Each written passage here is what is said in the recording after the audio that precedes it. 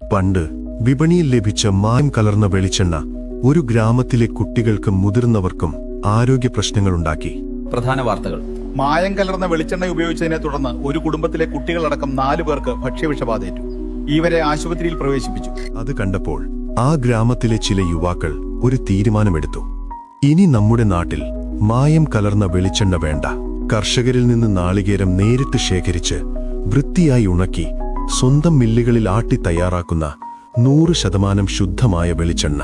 മായമില്ല, അളവിൽ കൃത്രിമമില്ല, പ്രകൃതിയുടെ യഥാർത്ഥ ശുദ്ധി ഓരോ തുള്ളിയിലും. ആ ശുദ്ധിക്ക് അവരൊരു പേരിട്ടു: വെളിച്ചെണ്ണ. ശുദ്ധിയിലേക്ക് തിരിച്ചെത്തുന്ന ഒരു ഗ്രാമത്തിന്റെ വിശ്വാസം.